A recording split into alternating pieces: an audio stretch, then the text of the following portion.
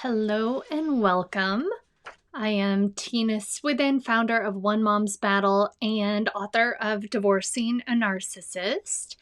And today I want to talk about the narcissist or the toxic individual's number one weapon right now in 2020, and that is COVID. Many of you may be familiar with our post-separation abuse wheel. It pretty much explains your life if you're going through a divorce with a narcissist or a child custody battle. But the one thing that we did not predict when we created the wheel was a worldwide pandemic. And COVID has very much become the weapon or the tool of abuse for these high conflict people. Back in March, when things started to unfold, I predicted immediately that spring break was going to be an absolute nightmare. When they started calling spring break, when they started calling the closure of schools an extended spring break, that's when I knew we had a problem, because if the narcissist had spring break 2020 up for their parenting time, you can only guess what they're going to do with that and what they did with that. If they had 1 week and the schools say extended spring break, children were not getting returned to their healthy parent, because the narcissist knows that the kids are the number one way to hurt the other parent. So they were keeping the children. I've heard of children being kept from their primary parent or their healthy parent for 60 days, 90 days. And what was coinciding with that was the closure of the courts and their version of what constitutes an emergency is always different than ours, but especially when, everything is exploding in the court system. So that was an absolute nightmare, which many of you were experiencing. And then came the financial issues. One of the things that we know about the narcissist is that they have a victim card. Some of them have really strong victim cards, and some of them have all kinds of victim cards. The courts were handing financial victim cards out left and right. If the narcissist claims financial devastation due to the pandemic, the court is giving everybody a tremendous amount of grace. Meanwhile, you're watching your ex's social media and the person is gallivanting all over the world, traveling, having a great time. You know that they are not financially devastated, but how do you prove that? That's the difficult part. It's not what you know in family court, it's what you can prove. And so, the financial aspect of COVID became another nightmare in itself, and one that continues. Then the next thing we started seeing was the distance learning issues. This may have been a narcissist or toxic person who has never been involved in the kids' schooling, and all of a sudden they want more time with the child because the child is not technically physically in school, or the reverse. The child is getting more time with them, but they're not doing any of the work. The child is falling behind. You get the child back. You're having to compensate for the other parent's lack of parenting. And that in itself becomes, so many of us are already beaten down and exhausted from the state of the world, from these custody battles. And, that's just an added layering to it that, just creates chaos. And it's unfortunate the narcissist is taking advantage of these opportunities to get their claws in, but we know that is what they do. And we know that is where they get their feed and they thrive. So we're kind of rolling with the punches on a lot of this. The next thing we saw, summer vacation.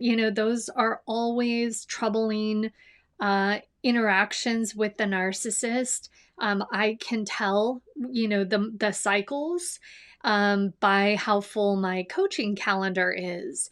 And sure enough, leading up to any summer vacation, my calendar is very full, whether it's children really having a difficult time with the thought of being with the narcissist for an extended period of time, or the narcissist reading the court orders and interpreting them the way they want to see things, or the way they want it to play out, which isn't always reality based.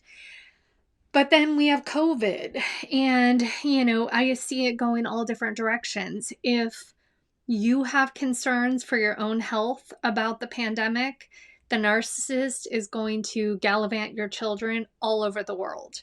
You're going to see pictures of your child on social media with no mask, no social distancing happening. Then, if you happen to be on the other side of the mindset, where you aren't necessarily concerned about COVID, then the narcissist is going to do the opposite. They are going to keep the children locked down in their house for 2 months straight. Basically, it comes down to, if they know something is of concern to you, they're going to do exactly what they know will push your buttons. And so it's so important for us to stay in a strategic mindset so that we don't constantly give them that power. And it's really hard to do when our children are being used as weapons or as pawns. That triggers that instinct that nature created us with to protect our kids.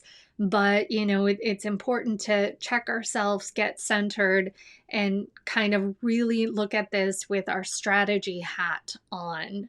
The next thing that we have started to see now, the holidays and the narcissist, they spiral out of control anyway. This is a time of year where they just have such inner chaos and turmoil going on, with or without the pandemic. And so now it is intensified even more. And so many of you are really struggling right now. My heart goes out to you. The big question that everybody asks, does it matter? Does it matter to the court if this person is taking the children around, exposing them to the virus, just to spite us? My answer is, like with anything, it comes down to who the judge is, who the family court professional is. There are going to be those who, are really personally concerned about the pandemic themselves. So that this is where we see personal bias and opinions feed into judgments and rulings. Is that right? No, but it's very much the reality of our court system. If you have a judge or a family court professional who, believes that the pandemic is a hoax, it's all politically motivated, they could watch the narcissist lick the door handles of the courthouse as they're coming in and not even flinch. Those family court professionals are not going to care. And then, the big issue is parental rights. They don't want to dictate or micromanage what one parent is doing. That is where we see the victim blaming mentality really come into play. They get frustrated when we come into court trying to hold the other parent accountable, and their mindset 9 times out of 10 is very much along the lines of, you married this person, you chose to have children with this person, it's not their job to fix. Is that right? Absolutely not. It's really, really wrong. And it screams of the lack of education on domestic violence within the court system. But equally important, we have to, it's about radical acceptance. We can butt heads with the system, go up against them, challenge their opinions. They're still the ones making decisions about our kids.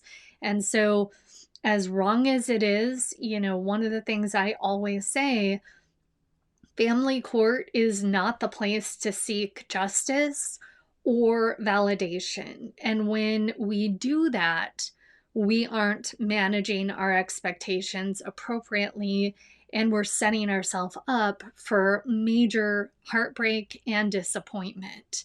So, whether or not I agree with it, which I don't, it is the reality. And so radical acceptance, critical to having a strategy mindset. But with all of that said, be sure you are documenting everything. That was the best advice that I received back in 2009 when my battle first started. A friend of mine who was a police officer said, document everything and then document more.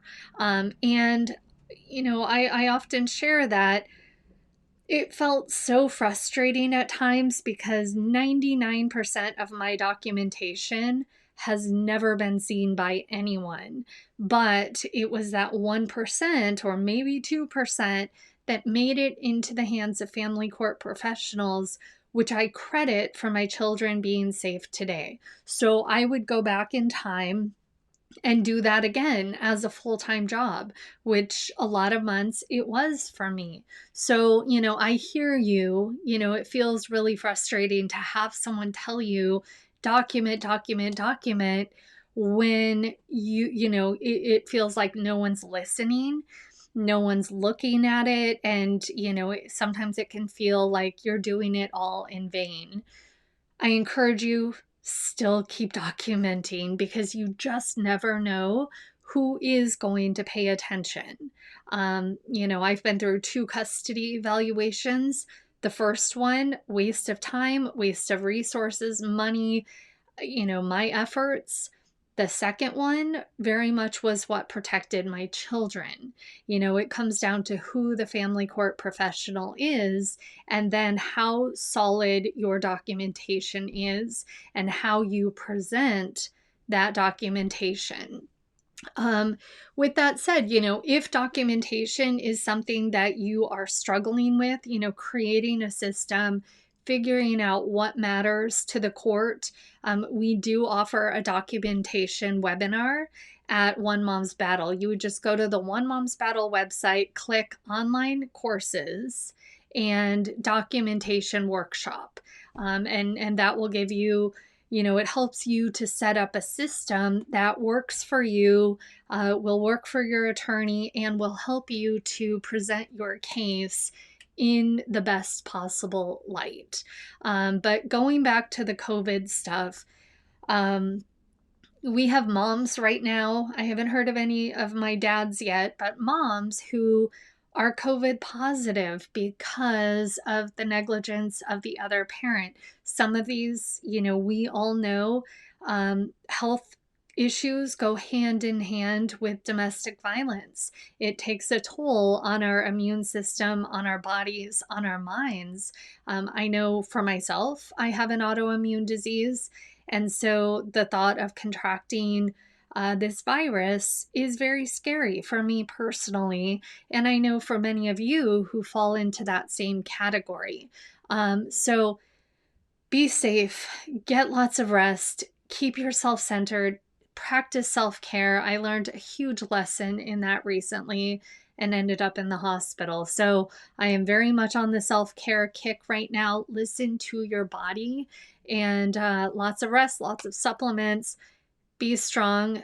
Our kids need us to be strong, be centered, and be their healthy parent, because I am a firm believer that it only takes one rock solid parent for a child to come through this type of battle, and be a thriving member of society. So My thoughts and my heart go out to all of you, and I look forward to seeing you on the next video.